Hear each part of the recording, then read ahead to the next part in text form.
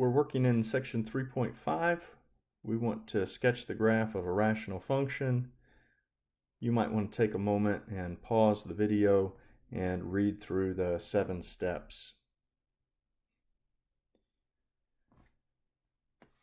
Let's start with example 5a, and the first thing we want to do is factor the function.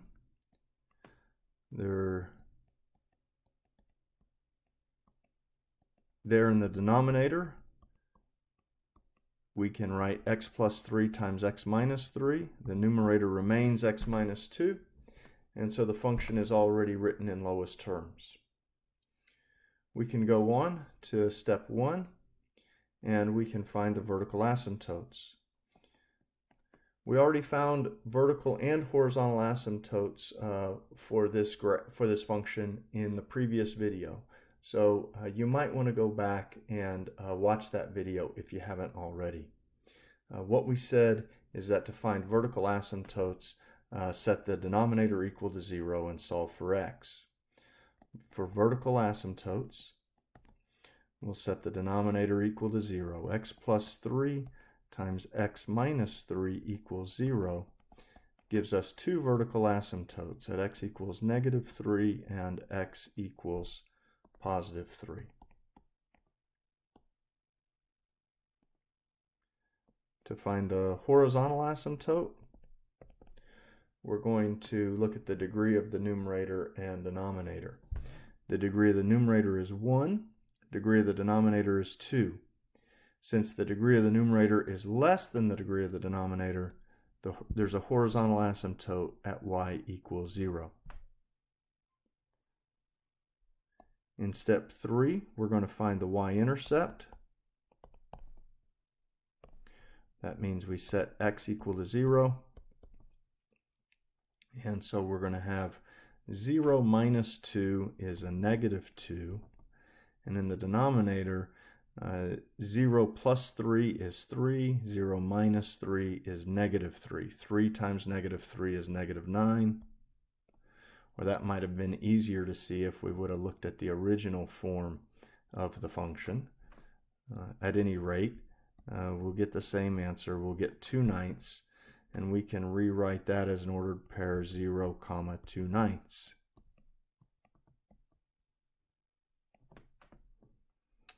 In step 4, we'll find the x-intercepts.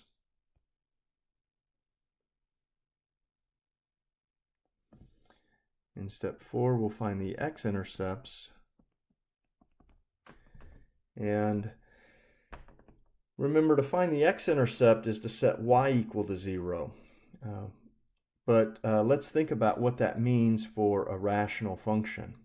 Rational function means we have a fraction, means we have a numerator and a denominator. And how is the fraction going to be equal to 0? How is the y value going to be 0? It's only going to be 0 when the numerator is 0. So we can disregard the denominator, and we can just solve x minus 2 equals 0, or x equals 2.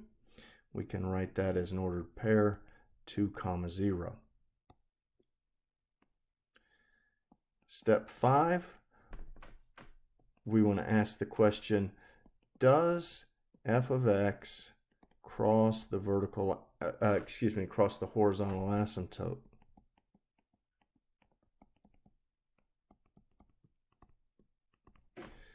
And the way we're going to figure that out is we're going to set them equal to each other. We're going to solve f of x equals the horizontal asymptote. And that will tell us the value of x that makes the y values the same. In other words, that will give us a point of intersection. So f of x is x minus 2 over x plus 3 times x minus 3. And the horizontal asymptote is 0. Notice when the horizontal asymptote is 0, that means the horizontal asymptote is the x-axis. That means that we're finding the x-intercepts. And we've already done that. We already know the x-intercept is 2. This problem is a little bit trivial. This problem is, this step is not going to help us because we already know the answer. Let's work through it anyway so that we can see the steps, and when we go on to the next example, we'll see how this step might be more useful. Anyway, let's go ahead and solve the equation. So we have a fraction that we can clear out. We can multiply both sides of the equation by the least common denominator, x plus 3 times x minus 3. And we'll have x plus 3 and x minus 3 cancel. We'll have x minus 2 equals 0, or x equals 2. Of course, on the right side, 0 times x plus 3 times x minus 3 is just 0. So there's our solution, x equals 2, just as we expected. And we can go ahead and make a conclusion that says f of x crosses the horizontal asymptote when x is 2 and y is 0. Okay, the next step is to make a sign diagram.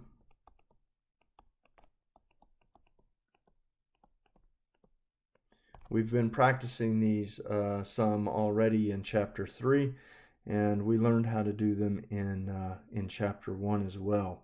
So the sign diagram is an important part of this problem. We want to make some columns. We want a column that says interval, and then a test value, and then we want the sign of f of x.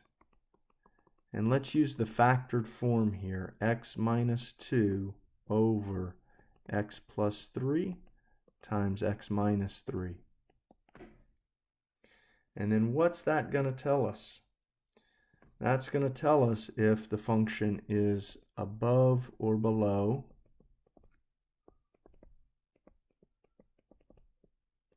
the x-axis.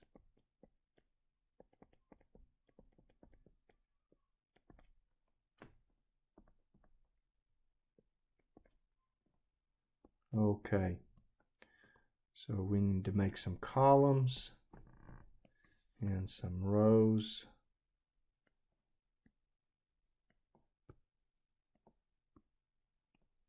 And let's see here. Let's go back to those directions and see what they say. Step 6, use a sign diagram to determine the sign of the function on each interval formed by the x-intercepts and the vertical asymptotes. Formed by the x-intercepts and the vertical asymptotes. If you think about it, that's where the function can change sign from positive to negative.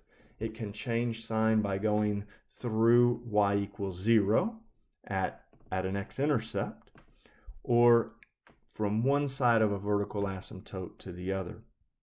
So we want to start from negative infinity, and we want our first interval to go up to, let's see here, the first value.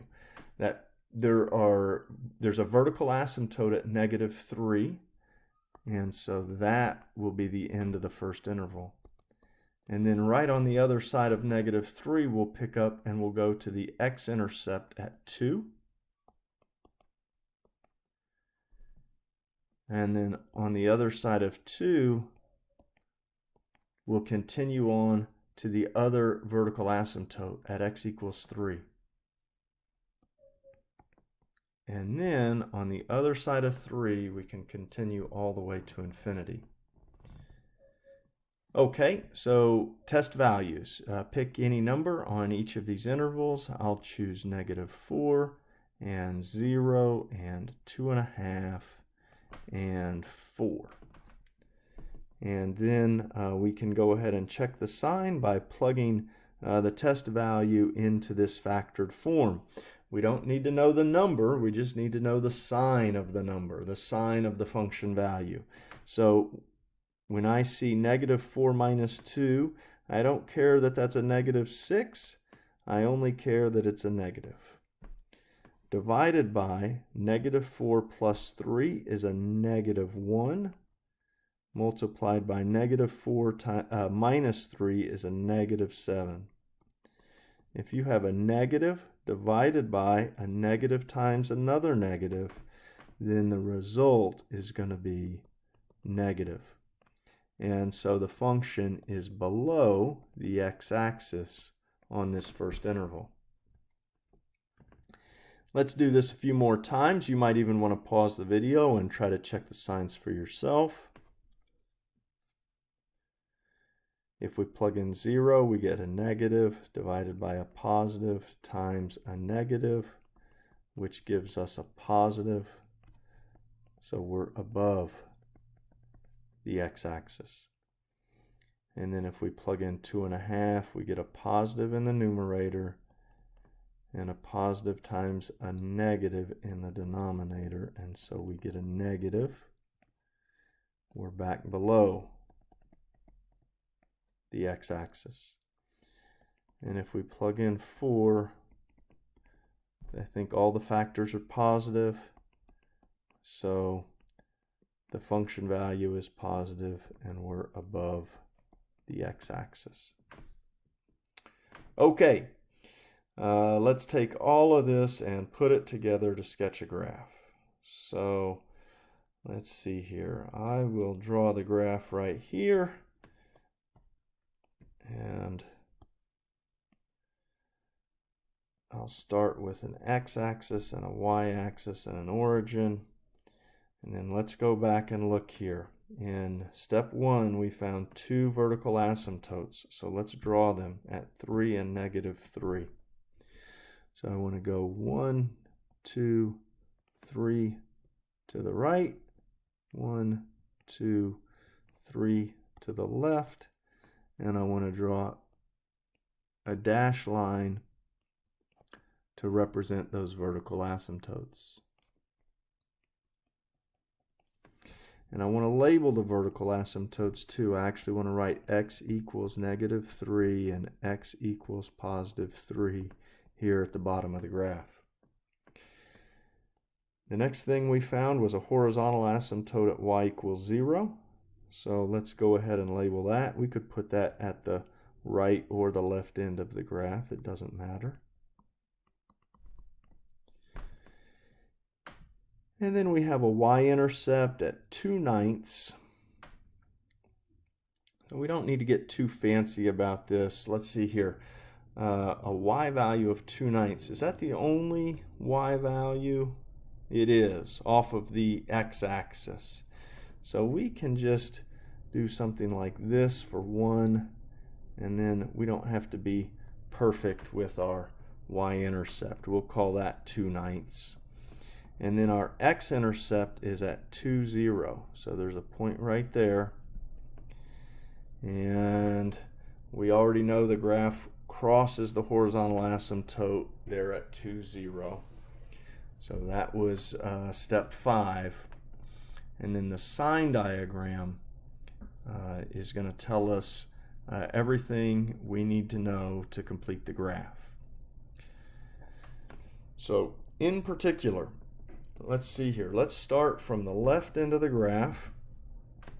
And at the left end of the graph, we know that we have a horizontal asymptote. The graph has to approach that horizontal asymptote. How many different ways can it do it? There's only 2. It can either approach the horizontal asymptote from above or from below. But that's it, right? Because the y values have to be getting closer and closer to y equals 0. It wouldn't make any sense for us to have an arrow pointing down. That's going away from y equals 0. That's not what we have.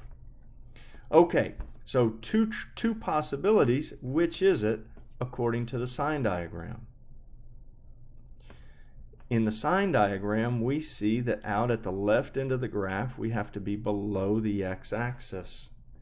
And so that means that this is the correct start to the graph. Okay, what do we do? What does the graph do next? The graph approaches a vertical asymptote. Well, how many different ways can the graph approach the vertical asymptote? There are only two ways. It can either shoot down as we get close to -3, to x equals -3, or it can shoot up.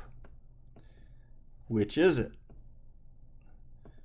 Well, it has to be shooting down because, again, from the sign diagram, we know that we're still below the x-axis everywhere to the left of -3. So being above wouldn't make any sense. Another way we know that we're not above the x-axis is because in order to get there, we would have to cross over the x-axis. We would have to cross over the x-axis to go up above, and we don't do that. So we can just connect those two arrows from the horizontal asymptote to the vertical asymptote, and we have the first section of the graph. The graph picks up on the other side of -3. There are only two ways it can do that. It can either point down or point up. Which is it? We know from the sign diagram that we're pointing up because the function values are positive. The graph is above the x-axis. So let's erase the bad one. And then let's take this arrow and let's bring it through the y-intercept and through the x-intercept and then over to the next vertical asymptote. You know what I'm going to ask? Are we pointing down at the vertical asymptote or up? Well, just to the left of 3 is the interval from 2 to 3. The function values are negative. We're below the x-axis. So we're shooting down on the left side of the vertical asymptote. So let's try to make a nice, pretty graph that comes through these 2 points and then goes down as we get close to the vertical asymptote. Okay, the graph is going pretty well. There's one more section to draw. It's to the right of 3. You know the question. The graph has to pick up on the other side of that vertical asymptote. There are only two ways to do it. It's either up or down. Which is it? It's shooting up because the sign diagram tells us we're above the x-axis, not below. And then what do we do from there?